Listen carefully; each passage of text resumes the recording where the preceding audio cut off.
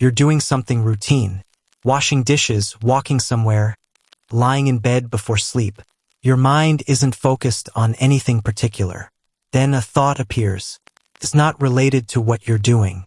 Maybe it's a memory from years ago, or a question about something you read once, or a weird connection between two unrelated things.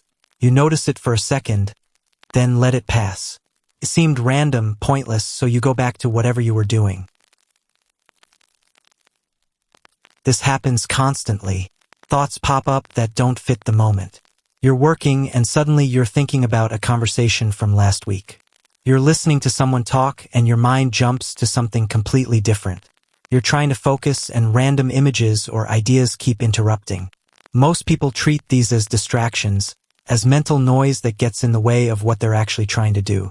The common advice is to ignore them, to train your focus so you're not constantly pulled away by irrelevant thoughts.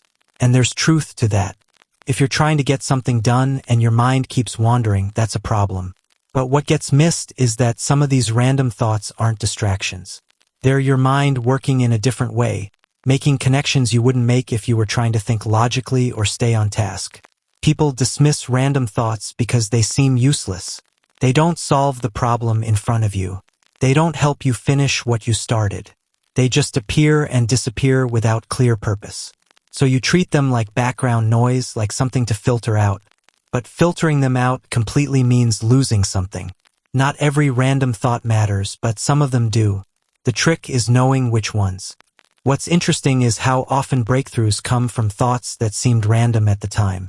You're stuck on a problem, you stop thinking about it, and later, while doing something else, the solution just appears. It doesn't feel like you figured it out. It feels like it arrived on its own. That's not magic. That's your mind continuing to work when you're not paying attention, processing in the background, making connections it couldn't make when you were forcing it. The mind doesn't think in straight lines. When you're focused on something, you're narrowing your attention. You're looking at what's directly in front of you, following a clear path from problem to solution. That's useful for certain tasks, but it limits what you can see. You miss the peripheral connections, the ideas that don't fit neatly into what you're trying to do. Your focus becomes a tunnel. Random thoughts are what happens when that tunnel opens up. Your attention isn't locked on one thing, so the mind starts pulling from different areas. A memory connects to a current situation. An idea from one domain links to a problem in another. A pattern you noticed weeks ago suddenly seems relevant. These connections don't happen when you're trying to think them through.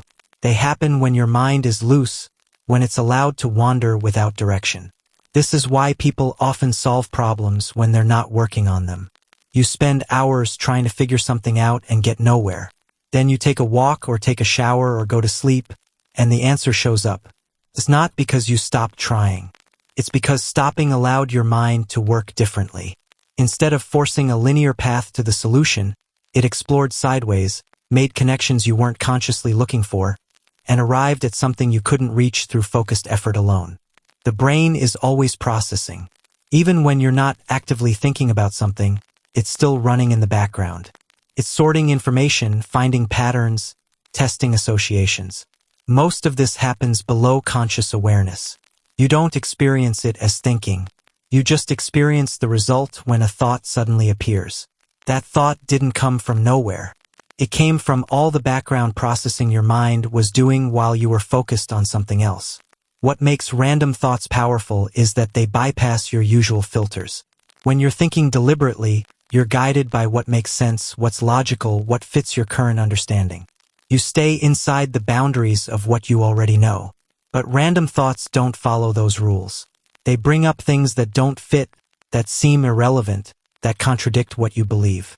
Most of the time you dismiss them, but occasionally one of them is exactly what you needed to see. The mind also uses random thoughts to signal what's unresolved. If something keeps coming up even when you're not trying to think about it, that's usually a sign it matters. Your mind is nudging you toward it, trying to get you to pay attention. It might be a decision you've been avoiding, a problem you haven't fully processed, something you need to understand better. The thought feels random, but it's not. It's pointing to something your conscious mind hasn't dealt with yet. This is different from obsessive thinking, where you can't stop thinking about something even when you want to. Random thoughts are lighter. They appear, you notice them, they move on. But if the same type of thought keeps showing up across different moments, it's worth asking why. What is your mind trying to work through? What hasn't been resolved? Random thoughts can be a way of surfacing what you're ignoring when you're busy staying focused. Most people either dismiss random thoughts entirely or get lost in them. They either force themselves to stay focused and ignore anything that doesn't fit, or they let their mind wander endlessly without direction. Both miss the value. The skill isn't ignoring random thoughts or following every one. It's noticing which ones carry something useful and which ones are just noise. You start to recognize patterns. Certain thoughts keep coming back. Certain connections feel stronger than others. Some random ideas lead somewhere when you explore them, others don't. Over time, you get better at sensing the difference. Not perfectly, but better than if you never paid attention at all. You learn to hold a thought lightly, to see if it develops into something or fades away. This changes how you approach problems. Instead of only working through them in a straight line, you give your mind space to wander around them. You focus when focus is needed, but you also step back and let random connections form. You stop treating distraction as the enemy and start seeing it as part of the process. Some of the best ideas come when you're not trying to have them. They come when you're bored, or tired, or thinking about something completely different. Creative work especially relies on this. You can't force creativity. You can put in the hours, you can practice the craft, but the actual idea, the thing that makes the work interesting, usually arrives randomly. You're working on something and a thought appears that shifts everything. You weren't looking for it. It just showed up. But it only showed up because your mind was loose enough to make the connection. If you'd been too focused, too rigid in your thinking, you would have missed it.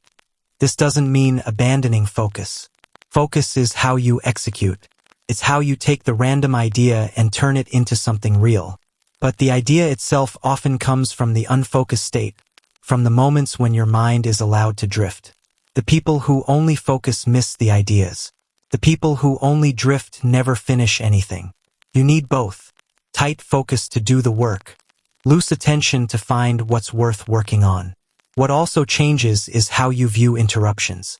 Not all of them are bad. Sometimes your mind pulling you away from what you're doing is trying to show you something. Maybe the thing you're working on isn't the thing that matters right now. Maybe there's something else that needs attention. Random thoughts can redirect you toward what actually needs your focus, even when it doesn't seem urgent or important in the moment. The other shift is trusting the process more. You stop needing to understand everything immediately. A random thought appears and you don't have to know what it means or where it leads. You just notice it. Sometimes it becomes relevant later. Sometimes it doesn't. But you're not forcing it. You're letting your mind do what it does naturally, which is make connections across time and context in ways you can't consciously control. That trust makes you less rigid, more open to what emerges. Random thoughts remind you that you're not fully in control of your own mind. That sounds uncomfortable, but it's actually useful. If you could only think what you decided to think, you'd be stuck in a loop. You'd only access what you already know. You'd never stumble into new ideas or see things from angles you hadn't considered. The randomness is what keeps your thinking alive, what keeps you from becoming mechanical. The mind works best when there's a balance between structure and openness. Too much structure and you become rigid. You know what you think about everything and you stop updating. Too much openness and you can't land on anything. You drift without direction, never committing to an idea long enough to develop it. Random thoughts are part of the openness. They're the mind exploring, testing, wandering. What you do with them determines whether that exploration leads somewhere. Most people spend their lives trying to control their thoughts, to think only what's relevant, to stay focused and productive. That effort isn't wasted, but it's incomplete. Productivity comes from focus. Insight comes from wandering. You need both. The moments when your mind drifts aren't always wasted time. Sometimes that's when the real thinking happens, the kind that doesn't follow a plan, that doesn't have a clear goal, that just explores and sees what it finds. What you're aiming for is being able to shift between modes. When you need to focus, you focus. When you need to let your mind roam, you let it roam. You stop treating one as good and the other as bad. They serve different purposes. Random thoughts aren't the enemy of focus. They're what happens when focus relaxes. And sometimes that relaxation is exactly what you need to see what focus was missing. The hidden power isn't in every random thought. Most of them are just noise. But buried in that noise are connections your deliberate thinking would never make. Ideas that seem irrelevant until they're not. Memories that resurface because they're somehow connected to what you're dealing with now. Questions that seem pointless but actually point to something you haven't examined. You can't sort through all of it. You can only stay open enough to notice when something feels different, when a random thought carries weight. This is how people stay creative, stay flexible, stay capable of seeing things in new ways. They don't force it. They don't try to think their way to insight. They create space for their mind to work the way it naturally works, which is messy and nonlinear and full of tangents that go nowhere. Most of those tangents are dead ends, but some of them lead to places you couldn't reach any other way. And you only find them by being willing to follow the thoughts that seem random, that don't make immediate sense, that interrupt what you were trying to do. The mind is smarter than you think. Not in the sense of having answers, but in the sense of making connections you're not aware of. Random thoughts are part of that intelligence. They're signals from a process you don't control but can learn to work with. You don't have to follow every one. You just have to stop dismissing all of them. Pay attention. Not to everything, but to the ones that feel like they're pointing somewhere. See where they lead. Most of the time it's nowhere. But sometimes it's exactly where you needed to go.